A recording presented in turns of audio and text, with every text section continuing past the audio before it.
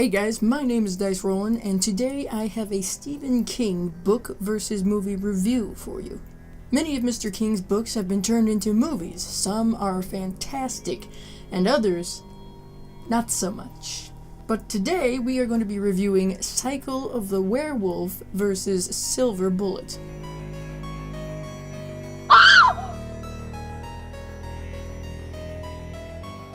Cycle of the Werewolf is a 1983 novella in which each chapter is a different month. The book also features artwork from Bernie Wrightson, who is, of course, well known for The Swamp Thing. The story is about the town Taker's Mill and its residents being terrorized by a werewolf. There's a killing every month coinciding with the full moon. The protagonist that we have is a paraplegic boy named Marty, who is the only person to fend off the werewolf and find out who it is. The movie adaptation of Cycle of the Werewolf is called Silver Bullet. It was directed by Daniel Attias and was released in 1985. Ooh, we're in for a treat, ladies and gentlemen. The movie starts off with Arnie, the drunken railroad worker, being attacked by the werewolf. And by attacked, I mean the werewolf falcon punched Arnie's head off. During all of this, we have a narrator explaining things a bit. This turns out to be Marty's sister, Jane. She explains that her brother was quite the burden for her growing up, even though he really wasn't that bad. To be fair, it was Marty's friend, Brady, who seemed to traumatize her the most. But that doesn't matter, let's blame Marty anyway. Once the four of them get home from the town meeting, Marty and Jane make up and talk a bit about their Uncle Red, who seems to be the drinking and divorcing type. Speaking of divorce, the woman that Jane saw during the meeting is planning to commit suicide because her significant other doesn't believe that the baby she's pregnant with is his. However, the werewolf comes in through the window and basically rips her to shreds before the old lady downstairs can find her revolver. Uncle Red shows up, and he and Marty play a nice game of cards before his mother makes him go to bed. She then reprimands Red for his drinking around Marty. Meanwhile, this asshole is about to be a nice dinner for the werewolf as he investigates what's breaking his pots. He gets scared by Itsy Bitsy and a plant. Jesus Christ, man, Fern didn't deserve that! Apparently, the werewolf has very strong feelings about the treatment of plant life and bursts through the floor to impale the guy. All this brutal manslaughter causes a curfew to be put in place in order to keep everyone safe. But of course, Brady and Marty are too busy flying kites to be bothered by a little thing like having their guts squeezed out of their mouths by a supernatural creature. By the way, Marty is ripped. You just don't know it.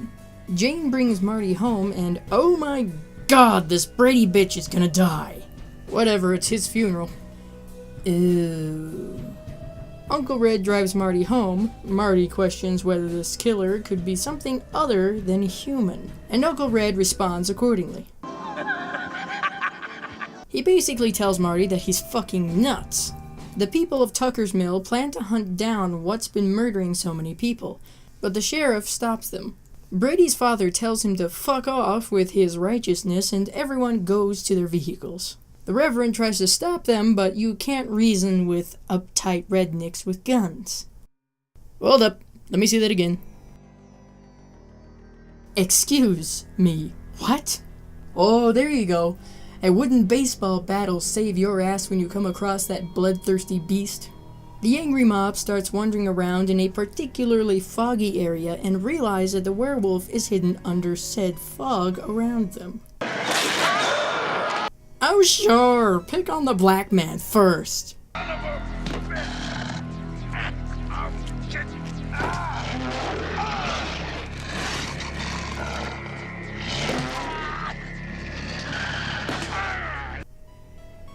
Is this what we have devolved to?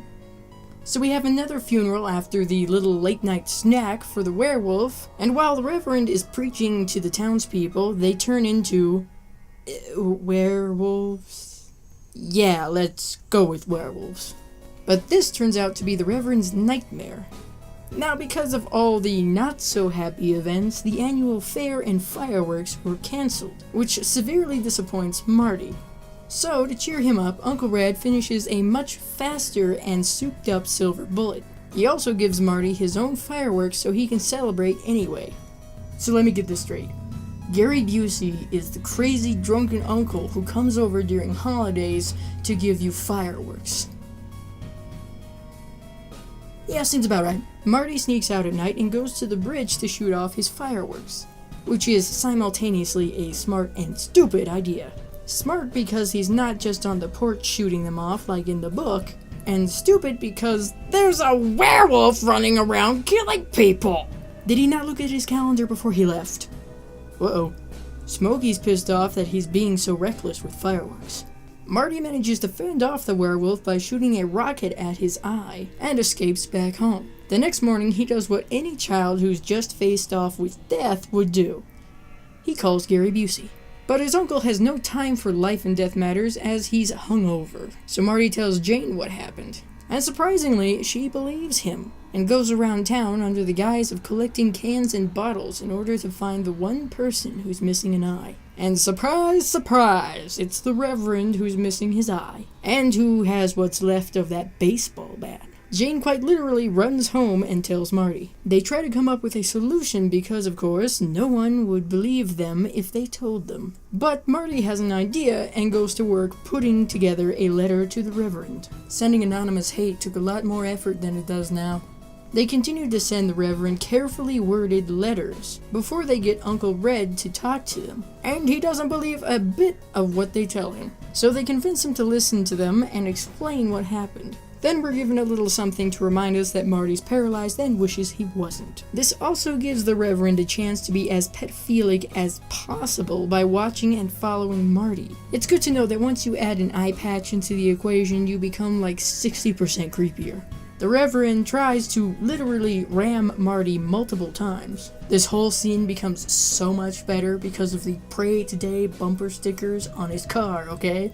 Marty drives into the condemned bridge and gets stuck in there. The Reverend finds him and explains that him killing the people he has saved them from eternal damnation.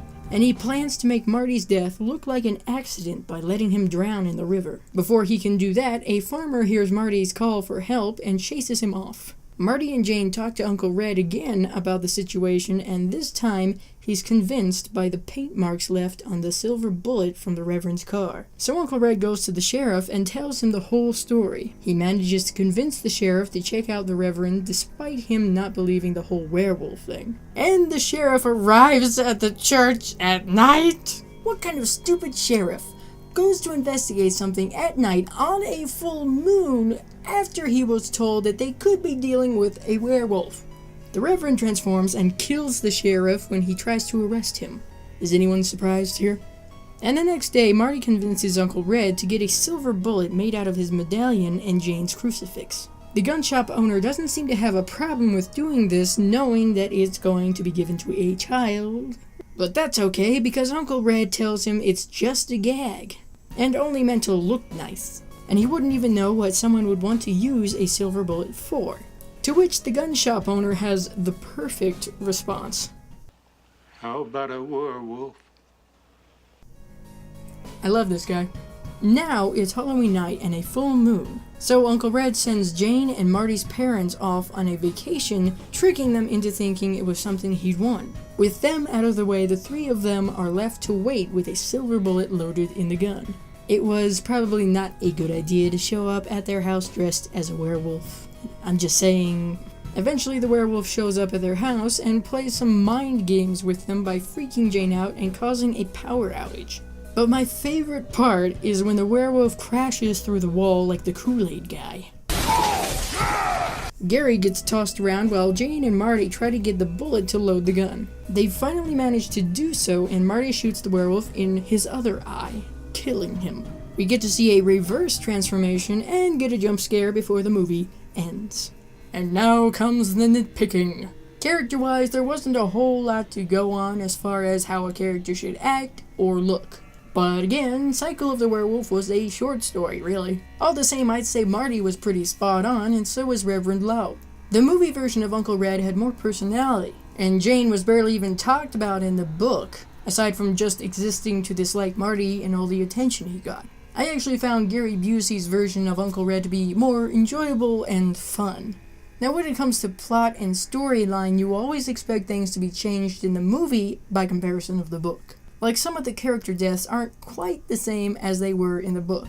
And how Marty finds out who the werewolf is in the book is when he's trick-or-treating. And he comes to the Reverend's house to find out that he's wearing an eye patch now. I think the movie was able to expand more on the story than the book was. They stuck to the original material for the most part, and had some fun in changing some things and stretching it a bit. The screenplay for it was written by Stephen King himself, after all.